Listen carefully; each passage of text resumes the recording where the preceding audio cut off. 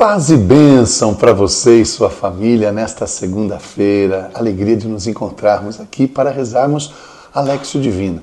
Lembrando que esta semana estamos pedindo pelas famílias, por sua família, por todas as necessidades da sua família, por tudo aquilo que é importante para a sua família. Conversão, cura, libertação, saúde, paz, providência, prosperidade, a libertação, tudo que é importante para que nossa família possa cada dia mais ser abençoada e viver os planos do Senhor. Que alegria, que honra ter aqui sua audiência, sua presença, sua companhia, sua amizade, para juntos rezarmos e que a palavra de Deus neste dia te guie, te encoraje, que a palavra de Deus te cure e te fortaleça em tudo aquilo que você precisa viver, tá bom? Vamos rezar juntos, acolhendo aqueles que estão chegando no canal.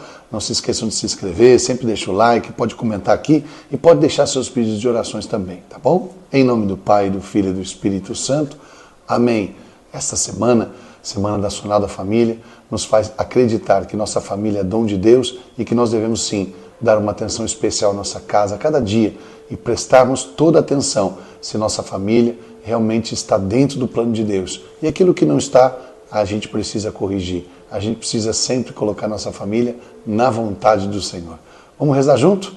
Vinde, Espírito Santo, enchei os corações dos vossos fiéis e acendei neles o fogo do vosso amor. Enviai o vosso Espírito e tudo será criado, e renovareis a face da terra. Oremos, ó Deus que instruíste os corações dos vossos fiéis. Com a luz do Espírito Santo, fazei que apreciemos retamente todas as coisas segundo o mesmo Espírito e gozemos sempre da sua consolação. Por Cristo, Senhor nosso. Amém. Vamos à leitura de hoje, Evangelho de Jesus Cristo segundo São Mateus, capítulo 17, versículos de 22 a 27.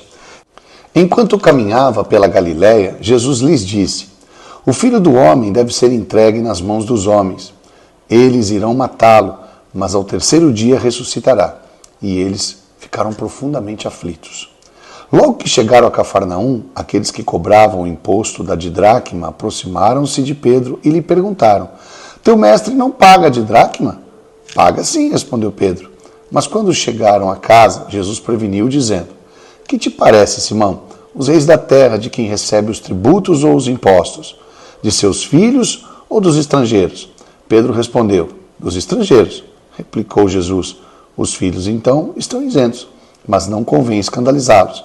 Vai ao mar, lança o anzol, e o primeiro peixe que pegares, abrirás a boca e encontrarás um estáter. Toma-o e dá-o por mim e por ti. Palavra da salvação, glória a vós, Senhor. Duas coisas importantes aqui é que Jesus faz o segundo anúncio da paixão. Já tinha falado uma vez e agora ele fala a segunda vez. Ele diz assim: o Filho do Homem será entregue, ele vai sofrer. Ele está falando sobre a crucificação. Isso dá um pouco de aflição no coração dos discípulos, mas eles não entendem bem, porque eles sabem que Jesus é perfeito, é santo, não faz nada de mal, de errado, e que ele é o Cristo, Filho de Deus. Então Pedro, nessa altura, já havia proclamado que ele é o Cristo, Filho de Deus, naquela passagem. Quem dizem os outros que eu sou? E vocês que dizem que eu sou? Pedro fala: tu és o Cristo. Então, aqui nos evangelhos já havia acontecido essa profissão de fé de Pedro. Então, ele dizer que vai ser crucificado, que vai sofrer, que irão matá-lo, para eles soa estranho, eles ficam aflitos. O que é isso? E aí, quando chegam ali em Cafarnaum, na cidade que eles ficavam, na casa de Pedro, alguém chega e começa a questionar a Pedro, né? Porque não bastava questionar Jesus, agora questionou Pedro. O seu mestre não paga imposto, não é?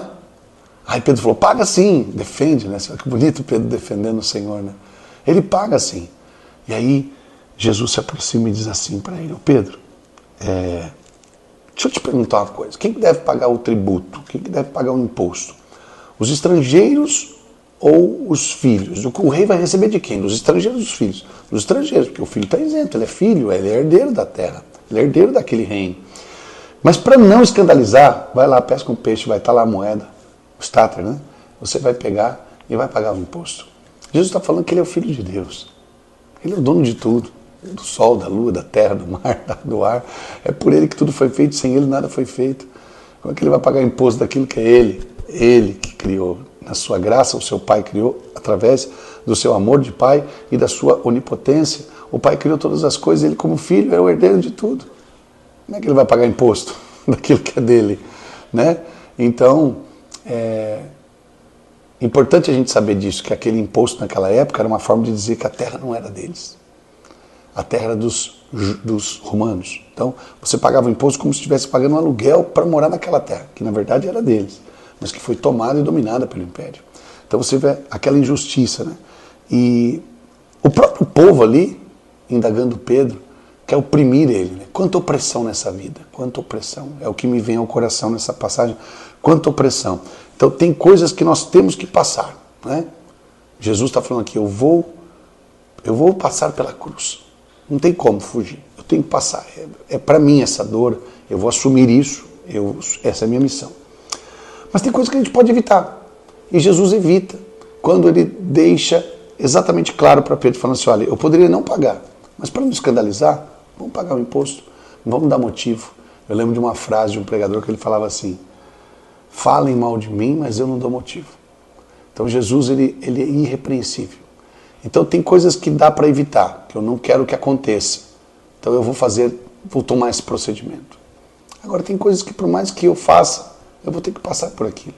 Percebe? Então nós estamos diante de duas coisas aqui, que o tempo todo acontece conosco.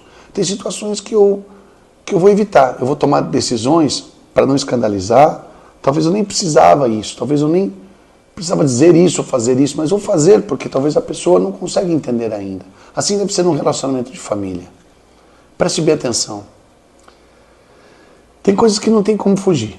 Nós vamos viver angústias, aflições, preocupações. Como falar para um pai e para uma mãe não ficar preocupado? Como?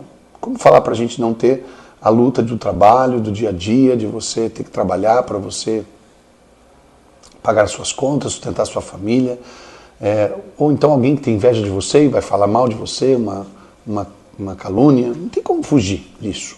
Fugir da língua dos outros, fugir às vezes de uma crítica, mas você pode evitar certas coisas, fazendo coisas justas e certo, por mais que você talvez nem precisasse.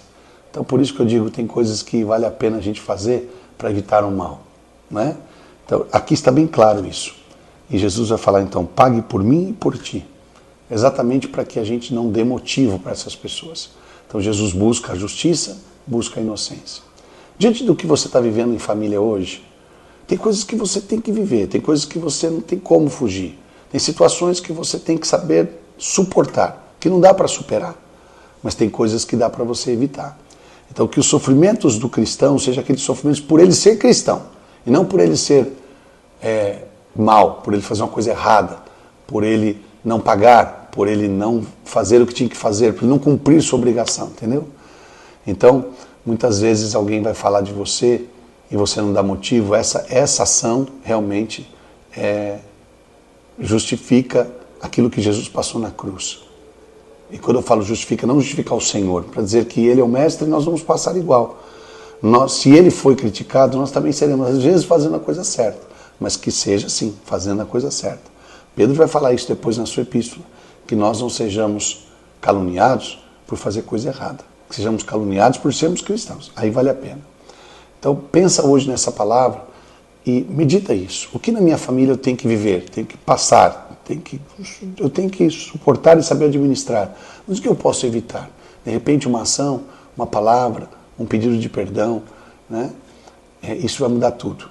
Esses dias alguém me perguntou, até falei no terço esses dias, alguém me perguntou assim, por que quando duas pessoas vão conversar, sai briga, marido e mulher, ou às vezes filho, pai, quando eles estão discordando? Sabe por que sai briga numa conversa assim? Porque um lado tem que estar certo. Se a gente parar com isso e só tentar resolver a situação, não tem ninguém que está certo, só tem que resolver, tudo vai ser melhor. A humildade é exorcismo. Então eu gosto sempre de falar isso. Então é preciso que nós olhemos para a nossa família essa semana e analisemos isso. O que tem que passar, vamos passar. Dificuldade, né? Criar os filhos não é fácil, mas a gente tem coisas que a gente pode evitar através da nossa ação, uma ação acertada, uma ação, né, pensada e que pode até fazer diferença muito na vida da gente. Senhor nosso Deus, eu quero agora olhar para este irmão que está assistindo e proclamar na vida dele, sua família é uma bênção. Eu quero, Senhor, pedir também por essa família. Olhando para este irmão, para essa irmã, quero pedir uma prece, uma bênção especial para ele, para ela, para eles, para essa família, para as crianças, para os jovens, para os pais, para os casais, para os vovôs, para as vovós, para os anciãos, para todos aqueles que agora de alguma maneira passam por uma prova, sofrem por uma dor, por um sofrimento. Às vezes já, né, a idade avançada traz aquelas consequências de dores, as enfermidades. Temos que passar por isso. Mas não deixe seu coração angustiado. Não deixe que o cupim do ódio corroa seu coração, né? Destrua, como o cupim faz com a madeira, como o ferrugem faz com o ferro. Não deixe. Não deixe que o sol se ponha sobre o seu ressentimento.